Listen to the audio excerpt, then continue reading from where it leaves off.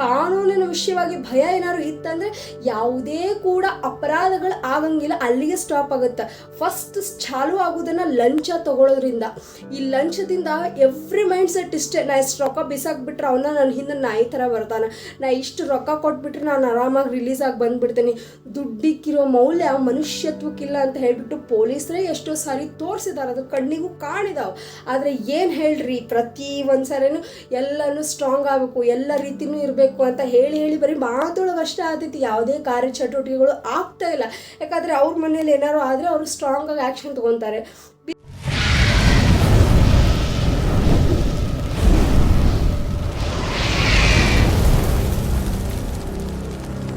ಎಲ್ರಿಗೂ ನಮಸ್ಕಾರ. ನೀವು ನೋಡ್ತಾ ಇದ್ರಿ ಸ್ಪೀಚ್ ಸ್ಪಾರ್ಕ್. ನನ್ನ ಹೆಸರು ಸುನೀತಾ. ಇವಾಗಿರೋ ಒಂದು ಸಮಾಜದ ಏಳಿಗೆಯತ್ತ ನೋಡ್ತಾ ಹೊಂದ್ರೆ ಏಳಿಗೆ ಅಂತೂ ಒಂಚೂರು ಆಗ್ತಾ ಇಲ್ಲ. ಯಾಕಂತಂದ್ರೆ ದಿನ ಬೆಳಗ್ಗೆ ಎದ್ದ ಕೂಡಲೇ ಕೊಲೆ, ಮರ್ಡರು, ರೇಪು, ಆಮೇಲೆ ಕಿಡ್ನ್ಯಾಪು ಇವೇ ಅಂತ ಕಾಣ್ತಾ ಇದೆ. ನೋಡ್ರಿ, ಒಂದು ಹೆಣ್ಮಗಳು ತನ್ನ ಗಂಡನಾಯಿತು ಅಥವಾ ಪ್ರಿಯಕರನಾಯಿತು ಯಾವ್ಯಾವ ರೀತಿ ಕೊಲೆ ಮಾಡಬೇಕು ಅನ್ನೋ ದೃಷ್ಟಿಕೋನನ ನಾವೀಗ ನೋಡ್ಬಿಟ್ಟಿದ್ದೀವಿ. ಆದರೆ ಇಲ್ಲಿ ಉತ್ತರ ಪ್ರದೇಶದಲ್ಲಿ ಮೀರತ್ ಅನ್ನೋ ಜಿಲ್ಲೆಯೊಳಗೆ ಹಸ್ತಿನಾಪುರ ಅನ್ನೋ ಊರಲ್ಲಿ ಒಬ್ಬ ಹೆಂಡತಿ ತನ್ನ ಗಂಡನ ಬೆಡ್ಶೀಟ್ ಒಳಗೆ ಹಾವನ್ನಿಟ್ಟಾಳ. It's really tragedy. ಹೆಣ್ಮಕ್ಳು ಎಂತಹ ಯೂನಿಕ್ ಐಡಿಯಾ ಹುಡ್ಕಕತ್ತಾರ್ರಿ ಕೊಲೆ ಮಾಡೋಕ್ಕೆ. ನಾ ಪ್ರತಿ ಒಂದು ವಿಡಿಯೋದೊಳಗೆ ಹೇಳೋದನ್ನ ಇನ್ಸ್ಪಿರೇಷನ್ ಏನ್ರಿ, ಎಲ್ಲರದು ಇನ್ಸ್ಪಿರೇಷನ್ ತೊಗೊಂಡು ನಾ ಇನ್ನೂ ಯಾವ ಥರ ಯೂನಿಕ್ ಆಗಿ ಗಂಡನನ್ನು ಕೊಲೆ ಮಾಡಬೇಕು, ಇನ್ನು ಯಾವ ಥರ ಯೂನಿಕ್ ಆಗಿ ಗಂಡನನ್ನು ಕೊಲೆ ಮಾಡ್ಬೇಕಂತ ಇವರು ಸ್ಕ್ಯಾಮಲ್ಲಿ ಪ್ಲ್ಯಾನ್ ಮಾಡ್ತಾ ಇದ್ದಾರೆ.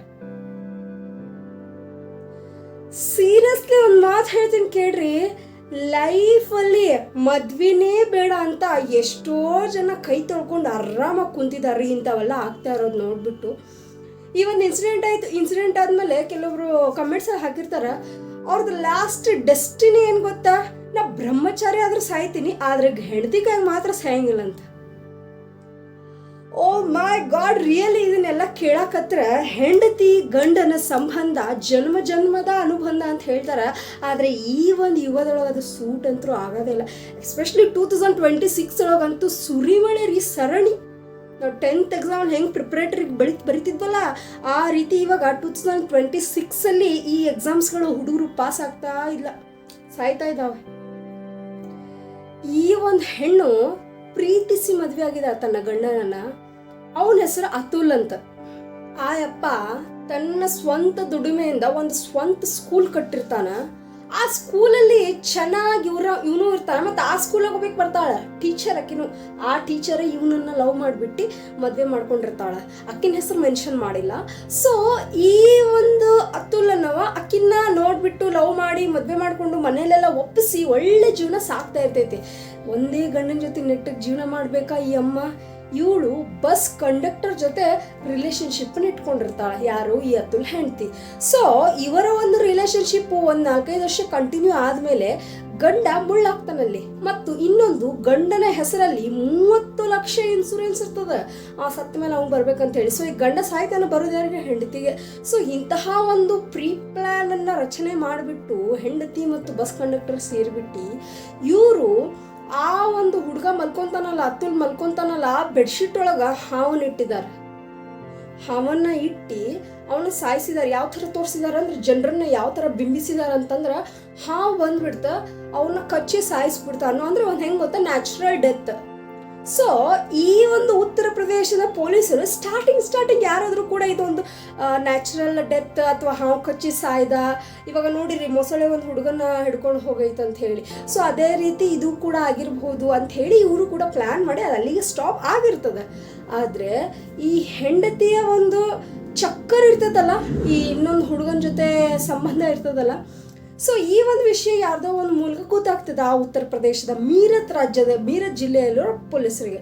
ಸೊ ಗೊತ್ತಾದ ತಕ್ಷಣ ಅವರು ಈಗಿದ ಬ್ಯಾಕ್ಗ್ರೌಂಡ್ ಎಲ್ಲ ತೆಗೆಯಕ್ಕೆ ಚಾಲು ಮಾಡ್ತಾರೆ. ಅವನದು ಸ್ವಂತ ಮನೆ ಮತ್ತು ಇನ್ನೊಂದು ಫಸ್ಟ್ ಮುಖ್ಯವಾಗಿ ಅವರು ನೋಡೋದು ಆ ಒಂದು ಹುಡುಗನ ಹೆಸರಲ್ಲಿ ಎಷ್ಟು ಅಮೌಂಟ್ ಐತೆ ಅಂತ ಹೇಳಿ ಚೆಕ್ ಮಾಡಿದ್ರು ಅವರು. ಸೊ ಚೆಕ್ ಮಾಡಿದ ನಂತರ ಅವರು ಆ ಒಂದು ಅತುಲ್ ಹೆಸರೊಳಗೆ 30 ಲಕ್ಷ ಐತಿ LIC ಅಂತೇಳಿ ಗೊತ್ತಾದ ತಕ್ಷಣ ಸೊ ಅವರು ರೀಓಪನ್ ಮಾಡ್ತಾರೆ ಈ ಫೈಲ್ನ, ಈ ಹುಡುಗ ಹೆಂಗೆ ಸತ್ತ ಏನು ಅಂತ. ಸೊ ಇಷ್ಟೆಲ್ಲ ಆದಾಗ ಆ ಒಂದು ಹೆಂಡತಿ ಫೋಟೋ ನೋಡ್ರಿ ನೀವು, ಆ ಒಂದು ಹೆಣ್ಮಗಳಿಗೆ ಹೆವಿ ಟಾರ್ಚರ್ ಮಾಡ್ತಾರೆ. ಯಾಕಂತಂದರೆ ಇದು ಕಣ್ಣಿಗೆ ಯಾವ ಥರ ಕಾಣತೈತೆ ಅಂದ್ರೆ ನ್ಯಾಚುರಲ್ ಡೆತ್ ಕಟ್ಟಕ್ಕೆ ಕಾಣಕತ್ತೈತಿ. ಆದರೆ ಪೊಲೀಸರ ಒಂದು ದೃಷ್ಟಿಕೋನದಲ್ಲಿ ಇಲ್ಲ ಈಕೆ ಏನು ಮಾಡ್ಯಾಳ ಅಂಥೇಳಿ ಮರ್ಡರ್ ಮಾಡಾಳಿಕೆ ಅಂತೇಳಿ ಅನ್ನೋ ದೃಷ್ಟಿಕೋನದ ಅಲ್ಲಿ CC ಕ್ಯಾಮ್ರಾಗಳಾಗಿರ್ಬೋದು. ಅಂದರೆ ಒಂದು ದೊಡ್ಡ ಅಪಾರ್ಟ್ಮೆಂಟ್ ಅದು ಹಸ್ತಿನಾಪುರದಲ್ಲಿ. ಸೊ ಅಪಾರ್ಟ್ಮೆಂಟ್ ಥರ ಇರ್ತದೆ, ಅಕ್ಕಪಕ್ಕ ಮನೆಯವ್ರು ಇರ್ತಾರೆ, ಅವ್ರ ಮನೆಗೆ ಏನು ಪ್ರಾಬ್ಲಮ್ ಆಗಲ್ಲ. ಸಡನ್ಲಿ ಇವ್ರ ಮನೆಗೆ ಒಂದು ಅದು ಕಚ್ಚೋ ಸ್ಥಿತಿಗೆ. ಈಗ ನೋಡ್ರಿ, ಒಂದು ಹಾವು ಮನೆಗೆ ಬಂದ್ಕೊಳ್ಳಿ, ಮನೆಯೊಳಗೆ ಮಂದಿ ಬೊಬ್ಬೆ ಹೊಡಿತಾರ್ರಿ, ಸಡನ್ಲಿ ಹೋಗ್ಬಿಟ್ಟು ಕಚ್ಚಂಗಿಲ್ಲ ಯಾರಿಗೂ. ಒಂದು ಇಡೀ ಮನೆಯೇ ರಂಪಾಟ ಮಾಡ್ತೈತೆ. ಆ ರಂಪಾಟದಿಂದ ಅಕ್ಕಪಕ್ಕ ಮನೆ ಕೂಡ ಎಚ್ಚರಾಗಿ ಎದ್ದು ನಿಂದಿರ್ತಾರೆ, ಯಾರು ಏನು ಅಂತ ಹೇಳಿಬಿಟ್ಟು. ಸೊ ಇಂತಹ ಒಂದು ಸಿಚುವೇಶನ್ಸಾಗ ಸಡನ್ಲಿ ಬಂತು, ಹಾವು ಕಡಿತು, ಅವ್ನು ಸತ್ತ ಅಂದ್ರೆ ಇದನ್ನು ಸ್ವಲ್ಪ ಲಾಜಿಕಲಿ ನೋಡಕತ್ರ ಏನೋ ಒಂದು ಪ್ರೀ ಪ್ಲ್ಯಾನ್ ಐತೆ ಅಂಥೇಳಿ ಅನ್ನಿಸ್ತದೆ. ಸೊ ಇಂತಹ ಒಂದು ಸಿಚುವೇಶನ್ಸ್ದಾಗ ಆ ಪೊಲೀಸರು ಇದನ್ನೆಲ್ಲ ಹೇಳಿದಾಗ ಆ ಹೆಂಡತಿನ ಇನ್ವೆಸ್ಟಿಗೇಷನ್ ಮಾಡ್ತಾರೆ. ಸೊ ಆಕಿ ಮಾತು ತೊದಲ ಮಾತಾಗಿರ್ಬೋದು, ಆಕಿದು ಒಂಥರ ಹೆಂಗಂದ್ರೆ ಭಯ ಕಟ್ಟದ ಮುಖದಲ್ಲಿ ಎಕ್ಸ್ಪ್ರೆಷನ್ಸ್ ಇರ್ತದಲ್ಲ. ಸೊ ಆ ಎಕ್ಸ್ಪ್ರೆಷನ್ ರೆಕಗ್ನೈಸ್ ಮಾಡಿಬಿಟ್ಟು ಈಗೀಗ ಸ್ವಲ್ಪ ಧಮಕಿ ಹಾಕಿದ್ಮೇಲೆ ಆಕಿ ರಿಯಾಲಿಟಿನ ಒಪ್ಕೊಂತಾಳೆ. ಹೌದು, ನನ್ನ ಗಂಡನ ನಾನು ಕೊಲೆ ಮಾಡಿದೆ, ನಾ ಈ ಹುಡುಗನ ಜೊತೆ ನಾನು ರಿಲೇಷನ್ಶಿಪ್ಪಲ್ಲಿದ್ದೆ, ಮದುವೆ ಮಾಡ್ಕೊಂಡ್ಬಿಟ್ಟು ರಿಲೇಷನ್ಶಿಪ್ಪಲ್ಲಿದ್ದಾಗ ಆತನ ದುಡ್ಡುಗೂ ಆಸೆ ಪಟ್ಟು ನಾನು ಅವನು ಕೊಲೆ ಮಾಡಿದೆ ಅಂತೇಳಿ ಅವ್ರು ಕ್ಲಿಯರಾಗಿ ಒಪ್ಕೊತಾಳೆ. ಆ ಒಂದು ಹೆಣ್ಮಗಳ ಜೊತೆ ಇನ್ನೂ 4 ಜನ ಇದ್ದರು. ಆ ಹಾವಿನವನಾಗಿರ್ಬೋದು, ಆ ಬಸ್ ಚಾಲಕ ಮತ್ತು ಅವರಿಗೆ ಸಂಬಂಧಪಟ್ಟಿದ್ದ ವ್ಯಕ್ತಿಗಳು. ಸೊ ಇವ್ರನ್ನೆಲ್ಲ ಗಿರಫ್ತಾರ್ ಮಾಡಿದ್ದಾರೆ, ಇವ್ರನ್ನೆಲ್ಲ ಲಾಕಪ್ಪಿಗೆ ಹಾಕ್ತಾರೆ ಅವರು. ಸೊ ಇದು ಉತ್ತರ ಪ್ರದೇಶದೊಳಗೆ ನಡೆದಿರುವಂಥ ಘಟನೆ ನೋಡ್ರಿ. ನಾ ಪ್ರತಿಯೊಂದು ವಿಡಿಯೋದೊಳಗೆ ಹೇಳೋದೊಂದ ಮತ್ತು ಏನಕ್ಕೆ ಹೊಳ್ಳೆ ಮೇಲೆ ಕುಯ್ಯಕತ್ತ ಅಂತ ಹೇಳಿ ಅನ್ಕೊಳಕ್ಕೆ ಹೋಗ್ಬೇಡ್ರಿ. ರಿಯಾಲಿಟಿ ರೀ, ಎಲ್ಲರಿಗೂ ಕೂಡ ಬದುಕೋ ಹಕ್ಕೈತ್ರಿ. ಯಾರ ಜೀವ ಯಾರಿಗೂ ತೆಗಿಯೋಕೆ ಅಧಿಕಾರ ಇಲ್ಲ, ಯಾರ ಜೀವ ಯಾರೂ ತೆಗಿಯೋಕೆ ಅಧಿಕಾರ ಇಲ್ಲ ಇದ್ರೊಳಗೆ. ಯಾಕಂತಂದರೆ ಒಂದು ಹೆಣ್ಣಾಗಲಿ ಒಂದು ಗಂಡಾಗಲಿ ಅವರ ಒಂದು ಜೀವಿತಾವಧಿ ಇರೋ ಮಟ್ಟ ಅವರ ಜೀವಕ್ಕೆ ಯಾವುದೇ ಒಂದು ಕುತ್ತು ಆಪತ್ತು ಕೊಡೋಕೆ ನಾವು ಯಾರೂ ಅಲ್ಲ ರೀ. ಅನಾವಶ್ಯಕವಾಗಿ ಇದು ಗಂಡಿನ ಜೀವ ತೆಗೆಯೋದು ಇವಾಗ ರೀಸೆಂಟಾಗಿ ಮಂಗಳೂರಲ್ಲಿ ಆಯಿತು. ಆ ಹುಡುಗಿನ ಹಗಲೇ ಕತ್ತು ಕುಯ್ದು, ಅದು ತಲವಾರೊಳಗೆ. ಸೊ ಇಂಥ ಸಿಚುವೇಶನ್ಸ್ ಆಗತ್ತಂದ್ರೆ ಜೀವ ಅನ್ನೋದು ಎಷ್ಟು ಅಮೂಲ್ಯವಾದ್ರಿ. ಯಾಕಂತಂದ್ರೆ ಪ್ರಾಣಿ ಪಕ್ಷಿ ನರ ಜಂತುಗಳಿಗಿಂತ ಹೆಚ್ಚಿನ ಉಚ್ಚ ಸ್ಥಾನಕ್ಕಿರೋನೇ ಮನುಷ್ಯ ಜೀವ ರೀ. ಆ ಮನುಷ್ಯ ಜೀವಕ್ಕೆ ನಾವು ಎಷ್ಟು ಪ್ರಾಮುಖ್ಯತೆ ಕೊಟ್ಟರು ಕಡಿಮೆನೇ. ನಾ ಪ್ರತಿ ಸಲ ವಿಡಿಯೋದೊಳಗೆ ಹೇಳೋದು ಒಂದೇ ಮಾತು, ಕಾನೂನಿನ ತಳಹದಿ ಸರಿ ಇಲ್ಲ. ಕಾನೂನು ಅದರದ್ದೇ ಆದ ಒಂದು ಛಾಯೆ, ಅದರದ್ದೇ ಆದ ಒಂದು ಗತ್ತಿನೊಳಗೆ ಬಂತಂದ್ರೆ ಯಾವುದೇ ಕುಲಿಗೆಟ್ಟ ಕೊಲೆ, ಮರ್ಡರು, ರೇಪು ಯಾವುದೂ ಆಗಲ್ಲ ರೀ. ಯಾಕಂತಂದ್ರೆ ಮನುಷ್ಯನನ್ನು ಅಧಿಕವಾಗಿ ಅಧೀನದಲ್ಲಿ ಹಿಡ್ಕೊಂಡಿರೋದೇ ಭಯ. ಈ ಕಾನೂನು ಮನುಷ್ಯರಿಗೆ ಭಯವನ್ನು ಹುಟ್ಟಿಸದೇ ಇರೋ ಕಾರಣಕ್ಕನ ಇಷ್ಟೆಲ್ಲ ರೇಪು, ಕೊಲೆ, ಮರ್ಡರು, ಕಿಡ್ನಾಪ್ ಆಗ್ತಾ ಇರೋದು. ಸೊ ಕಾನೂನಿನ ವಿಷಯವಾಗಿ ಭಯ ಏನಾದ್ರು ಇತ್ತಂದರೆ ಯಾವುದೇ ಕೂಡ ಅಪರಾಧಗಳು ಆಗಂಗಿಲ್ಲ, ಅಲ್ಲಿಗೆ ಸ್ಟಾಪ್ ಆಗುತ್ತೆ. ಫಸ್ಟ್ ಚಾಲು ಆಗೋದನ್ನು ಲಂಚ ತಗೊಳ್ಳೋದ್ರಿಂದ. ಈ ಲಂಚದಿಂದ ಎವ್ರಿ ಮೈಂಡ್ ಸೆಟ್ ಇಷ್ಟೇ, ನಾ ಇಷ್ಟು ರೊಕ್ಕ ಬಿಸಾಕ್ಬಿಟ್ರೆ ಅವನ್ನ ನನ್ನ ಹಿಂದೆ ನಾಯಿ ಥರ ಬರ್ತಾನೆ, ನಾ ಇಷ್ಟು ರೊಕ್ಕ ಕೊಟ್ಬಿಟ್ರೆ ನಾನು ಆರಾಮಾಗಿ ರಿಲೀಸ್ ಆಗಿ ಬಂದುಬಿಡ್ತೀನಿ. ದುಡ್ಡಿಕ್ಕಿರೋ ಮೌಲ್ಯ ಮನುಷ್ಯತ್ವಕ್ಕಿಲ್ಲ ಅಂತ ಹೇಳಿಬಿಟ್ಟು ಪೊಲೀಸರೇ ಎಷ್ಟೋ ಸಾರಿ ತೋರಿಸಿದ್ದಾರೆ, ಅದು ಕಣ್ಣಿಗೂ ಕಾಣಿದಾವೆ. ಆದರೆ ಏನು ಹೇಳ್ರಿ, ಪ್ರತಿ ಒಂದು ಸರಿನೂ ಎಲ್ಲನೂ ಸ್ಟ್ರಾಂಗ್ ಆಗಬೇಕು, ಎಲ್ಲ ರೀತಿಯೂ ಇರಬೇಕು ಅಂತ ಹೇಳಿ ಬರೀ ಮಾತೊಳಗೆ ಅಷ್ಟೇ ಆಗ್ತೈತಿ. ಯಾವುದೇ ಕಾರ್ಯಚಟುವಟಿಕೆಗಳು ಆಗ್ತಾ ಇಲ್ಲ. ಯಾಕಂದರೆ ಅವ್ರ ಮನೇಲಿ ಏನಾರು ಆದರೆ ಅವರು ಸ್ಟ್ರಾಂಗಾಗಿ ಆ್ಯಕ್ಷನ್ ತೊಗೊತಾರೆ.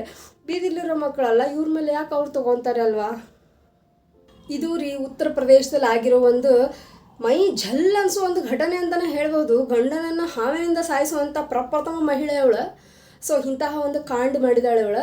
ಸೊ ನಿಜವಾಗ್ಲೂ ಹೇಳ್ತೀನಿ ಕೇಳ್ರಿ, ಎಲ್ಲರಿಗೂ ಬದುಕೋ ಅಧಿಕಾರ ಐತಿ, ಬದುಕೋ ಹಕ್ಕು ಐತಿ. ಜೀವ ತೆಗೆಯುವಂಥ ಅಧಿಕಾರ ಯಾರಿಗೂ ಕೊಟ್ಟಿಲ್ಲ. ಅವರಿಗೆ ಇಷ್ಟ ಇಲ್ಲ ಅಂತಂದರೆ ದಯವಿಟ್ಟು ಹೇಳಿ ಹೋಗ್ತಾ ಇರಿ. ಅದನ್ನು ಬಿಟ್ಬಿಟ್ಟು ಒಬ್ಬರಿಗೆ ಜೀವ ತೆಗೆಯೋದು, ಕೊಲೆ ಮಾಡೋದು, ಮರ್ಡರ್ ಮಾಡೋದು ಅದು ನಿಮ್ಮ ಒಂದು ವರ್ಚಸ್ಸಿಗೆ ಶೋಭೆ ತರಲ್ಲ. ನೀವು ಅನ್ನೋದಲ್ಲ, ನಿಮ್ಮ ತಂದೆ ತಾಯಿಗೂ ಬರ್ತದೆ, ನಿಮ್ಮ ತಂದೆ ತಾಯಿ ಕೊಟ್ಟ ಸಂಸ್ಕಾರ ಅಂತಲೇ ಬರ್ತದೆ. ಅನಾಯಾಸವಾಗಿ ನಿಮ್ಮ ತಂದೆ ತಾಯಿಗಳ ಮೇಲೆ ಅಪವಾದವನ್ನು ಹಾಕೋ ಪ್ರಯತ್ನ ಮಾಡಬೇಡ್ರಿ. ಜೀವನದಲ್ಲಿ ಸಾಧಿಸೋದಾದರೆ ಒಳ್ಳೆಯ ನಿಯತ್ತಿನ ವ್ಯಕ್ತಿತ್ವ ಉಳ್ಳಂಥ ಮನುಷ್ಯರಾಗಿ ಬಾಡ್ರಿ. ಇಂತಹ ಕುಲಿಗಟ್ಟ ಕೆಲಸ ಮಾಡಿಬಿಟ್ಟು ನಿಮ್ಮ ಜೀವನ ಹಾಳು ಮಾಡಿಕೊಂಡು ಇನ್ನೊಬ್ಬರಿಗೆ ಕೆಟ್ಟ ರೀತಿ ಬೋಧನೆ ಮಾಡೋಕ್ಕೆ ಹೋಗಬೇಡ್ರಿ.